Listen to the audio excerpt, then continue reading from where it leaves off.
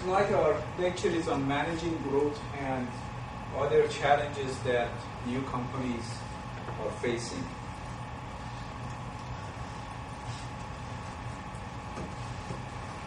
Some of the topics we will be talking tonight are looking at growth of a company and some of the challenges. Also, I will be posing some questions to you. Hopefully you had a chance to look at this slide before the class so you can answer some of the questions. A couple of those projects that topic that we're doing requires you to understand what companies do when it comes to evolve over a period of time. The topic is evolving organization. What they do, what is evolving organization, and how they have to manage the changes. What is growth? What is growth of an organization? Expansion, and what do companies decide to grow? Or is it a good thing? Do you think having more sale, every company have a product to sell, do you think sales is more important or profit? Profit. Why profit is more important? That's the bottom line. Is sale important?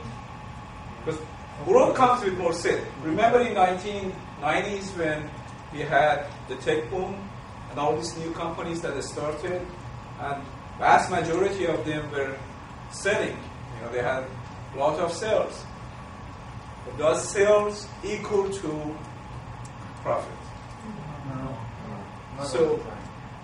Not all the time. But, it depends on your organization.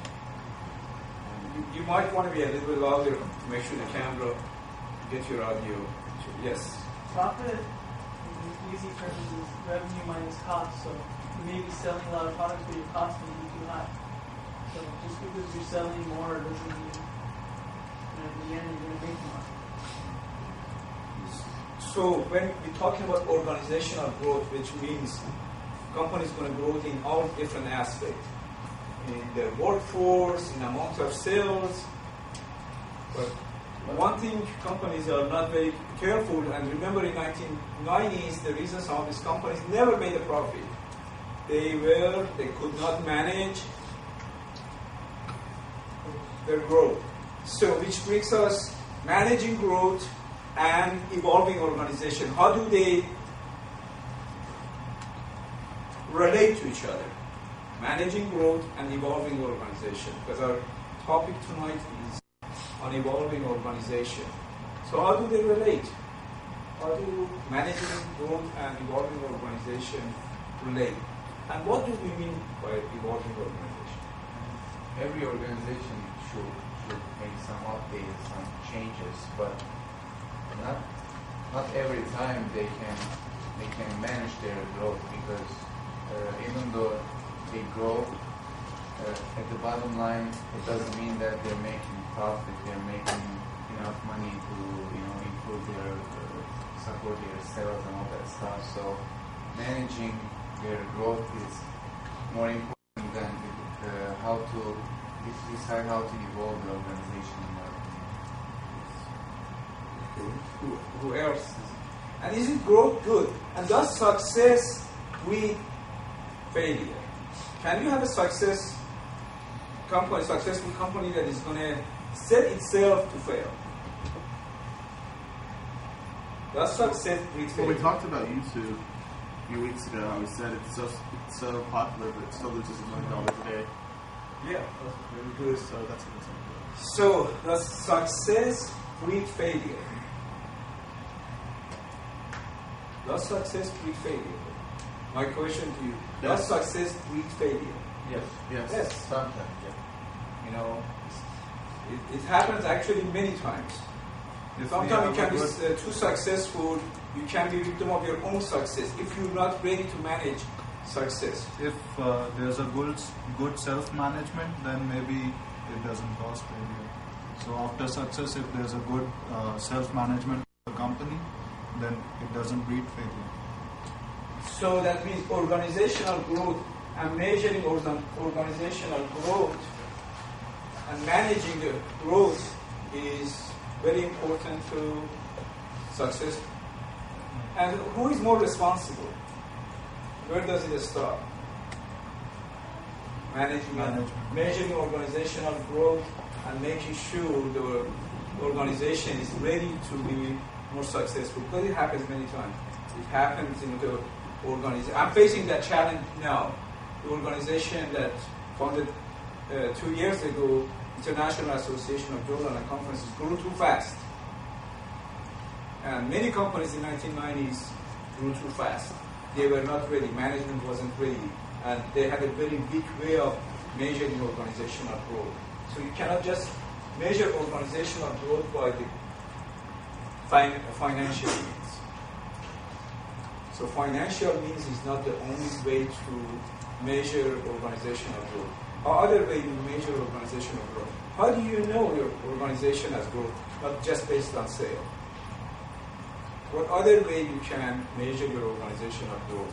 Because evolving organizations are the ones that can manage their growth if they can do a good forecasting, if they are prepared for the challenges, if they are ready to make sure their growth is going to be met with the strategy changes. That's what an evolving organization is. They change the strategy based on growth. So how do you measure the growth? Is it just beside financial? See, growth is also defined by other characteristics that can be. What are other characteristics of growth? Increasing number of employees. Increasing number of employees. The size is expanding. What other way? What other way? Employee trainings. Employee training. Or how about interest in your product? Yeah. Or sometimes you have interest. So there are many ways for company to measure their growth, and they need to do a better job. Otherwise, they're going to be victim of their own success. An organizational growth strategy mainly looks at product. You're looking at two ways most companies measure their growth. They look at product. They have more product. They look at customer base. What happened? And some companies, like organization that founded 2 years ago, is more customer based. We hold conferences. So our growth was not just product, it was our attendees. So there are more customers. Some companies, look at current and the new. Current is product, customer, product development, customer development, product, customer expansion. So this is the most riskiest, because you're looking at two fronts. You're looking at not only more product, also customers you have to deal. And some companies that failed, they were not prepared. They had a lot of new product that works. So you have to be careful. When you do your business plan, I ask you, to start with a single product, but always anticipate more growth by introducing new product. But you have to be very careful with introduction of new product, because with introduction of new product comes the strategy changes for the organization. Product customer exploitation strategy, advertising other users for product can be used to increase purchasing of current customer. So what do they mean by that? Product customer, advertising other users for product. And what is a good example of that? Kind of when you have your product and there's more than one use for the product, so that's what they're talking about. Don't just stick to one sales pitch, or not one sales pitch, but one reason to buy this product. Okay. So when you're doing your business plan, you're doing a primary market and secondary market. Research shows that actually secondary market is more important than primary market. Give you an example. A few years ago when we had that product for missing children, our initial primary market was missing children and Alzheimer's patients. I'll give you some example. After the product hit the news, we got a lot of emails and interest from secondary market.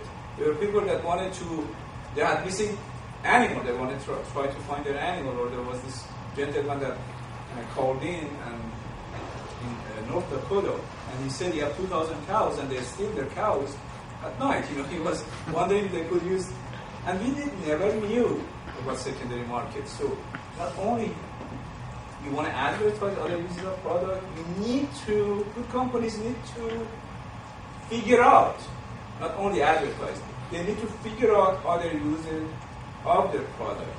Then they need to advertise. So I would add, rather than just advertising other uses, companies need to do a better job of finding the secondary market first. Then you can advertise